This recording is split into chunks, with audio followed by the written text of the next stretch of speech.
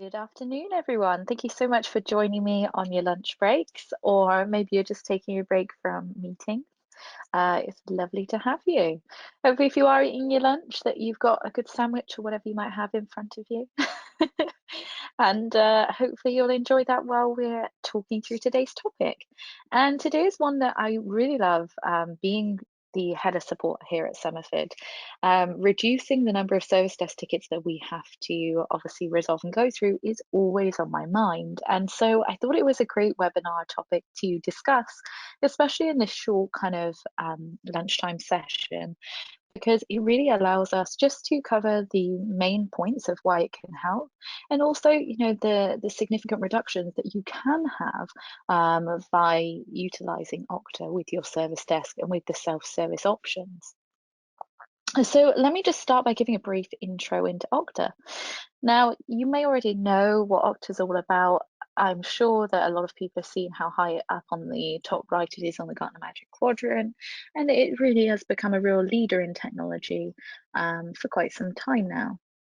Now, Okta really is a secure connection business. They focus on connections between people and technology, whether that's employees and applications, remote workers and mobile devices, partners and the portals that they'll use on a daily basis, and even customers and your products. And customer identity management is becoming a lot more important, especially now that we are all working remotely and staying at home.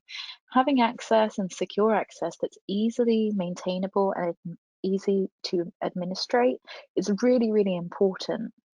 And pretty much Okta can secure anyone to anything.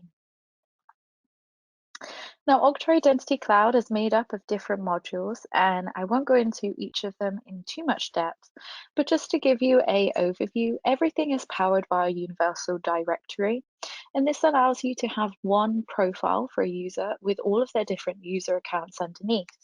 Makes it far easier to administrate and also deactivate or potentially move access as they start, move, or leave from the teams. This is how we do our lifecycle management, and we can do that not only for your Active Directory or Okta accounts, but also those end user application accounts, which are sometimes, well, very often forgotten about.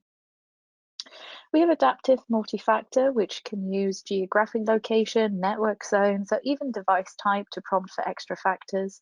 And you can also set limits on things like session time before you prompt for an extra factor, or even on very critical applications that may have access to very important records like finance systems, accountancy, or even CRMs. That way you can maintain that people that are accessing it should be, but also making sure that you've got that extra layer of security there when they're really touching your crown jewels. Now, all of this is built on the world's most secure and reliable cloud environment.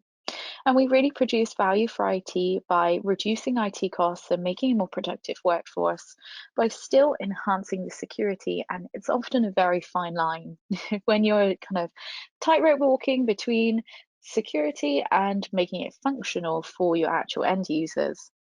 We also deliver great value for developers because I've spoken to so many that say, we're not here to reinvent authentication. We're not here to go ahead and, create a whole identity strategy. What we're here to do is make these applications that we're focused on, that we're passionate about. And Okta really, really allows them to just plow through with what they're passionate about and then just use the Okta SDK at the end to secure all the authentication through Okta and know that it's going to be done in a completely secure way without any kind of loopholes. Now, the Okta Identity Cloud has more attestations than you can shake a stick at, I always say.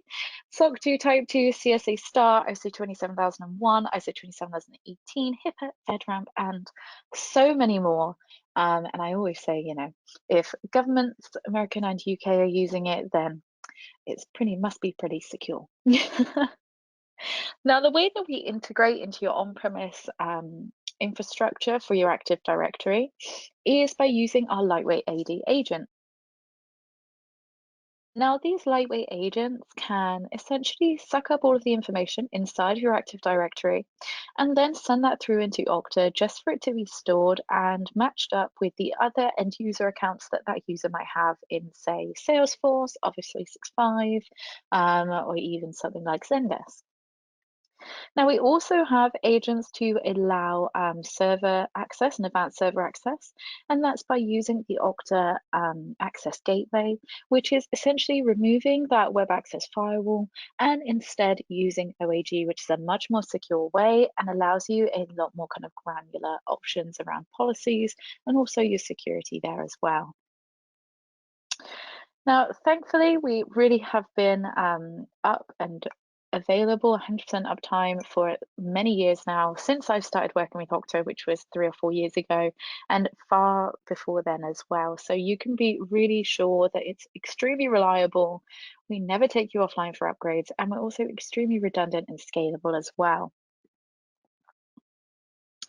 So, without further ado, let's go ahead and jump into actually showing you how we can deliver value for your end users and also value for your service desks who may be really inundated, especially now, with things like password resets, account unlocks, or even just updating small pieces of information. So let me jump out of here. And what I have to show you is my Okta org. I'm just going to show you some different account reset options that we have here. And you can actually customize these links. They can say whatever you like, and you can even add in extra ones if you want to. But just to give you a view of what the basics can be, you can have a help page, which can send you through to any sign-on helps. And you can also add in information about how to report an issue or even how to reset your username or your password if you've forgotten it. Now, if we've got some problems, then we can go ahead and reset our password. And we even have an option where if you can't access your email because you've been locked out of that, maybe your session limit has been reached and you've forgotten your password, then you can use another factor such as your work mobile or a soft token if you've still got the application on your phone. You haven't like lost that too, because often it always seems to happen at once. You know, you lose your phone, you forget your password and everything else. Then this is a great way to not only have to rely on, the email, they've got other options there. So it just reduces that kind of panic for them. Coming back to the sign-on page, we can also do self-service account unlocks. And really important to note here is the fact that these account unlocks are not just for Okta itself, but we can unlock Active Directory as well, so that everything obviously starts communicating as it should. And they're able to get in any other Active Directory mastered applications that are maybe on-premise or even into file shares, file stores, things like that. Now, thankfully, today I have remembered my password. And I'm just going to come here and put in Grace.Maher. And as you can see, I get this lovely little picture of my sheep come up. And I'm just going to put my password in. Now, this picture is really important because it prevents against any phishing attacks, because you can make sure that you're signing into the correct Okta.org as and when you need it. I'm going to hit sign in. And as I've already been signed in for a little while, it's put me straight in. If I was waiting, or if it was the first time I was signing in the day, or if there had been a bit more time in between when I'd last logged in, it would go ahead and prompt me for an extra factor again. Now let's jump into my profile settings here and show you the different options that we have. Now, as you can see, we have some information about my phone number, my full email address, my name, and I can update these. So, when I get married, then I can go ahead and update my last name there. If I change roles, I can update that myself if I need to. And I can change my lovely little sheep there too, if I want to reset that. And you can also change your display language. So if you do have a more comfortable language than you have set kind of preset on the org for a particular user, they can change that themselves so that they feel more comfortable, on a day-to-day basis. You can change your password here and update it so that I can meet the password requirements, but also if I do need to reset it because I know that I've forgotten it and I don't want to get locked out, then I can update it here. And I can also set up extra verification factors and over here at Somerford, we use Google Authenticator, but there is a Okta Verify application, which is the same way of just using a soft token as Google Authenticator, or a lot of other authenticator apps that are out there that you might be used to using, just that time-based soft token there. Now, as you can see, this is a lot of functionality that can be mapped back to Active Directory. So when a user updates their password here, that will update their Active Directory password. If they change their name here, it will update in Active Directory. If they change their forgotten password question or the answer to it, then that will be reflected in AD as well. So a really useful, easy way of reducing the number of kind of basic level requests that are coming through to service desk and really delivering out value for the end users, because a lot of the time, people don't want to have to call somebody to get something simple like a password change or an account unlock done. And also often people feel pretty silly asking for it anyway. I know I always hate whenever it happens to me and I have to call up my team saying, I'm really sorry guys, but I forgot my password or I've locked my account out. And even though it's only, a 2-second job, you always would rather be able to kind of resolve that problem and deal with that yourselves. Now, if I jump into the little notification bar here as well, end users can have special messages put out to them, whether it's about a particular application. So for example, you could send out a message and say, hey, just by the way, our Splunk instance is going to be down from 2 and 5 today because we're upgrading it. So that way your service desk again doesn't get inundated with requests for people asking, hey, I've been trying to access Splunk and it's down, or hey, I'm trying to access Varonis and it's down. You can just let them know, and a lot of the time it's much better read than just a simple group email, which often kind of falls off. Most people just read it and then kind of forget about it, and I always say it just falls off the cliff of emails.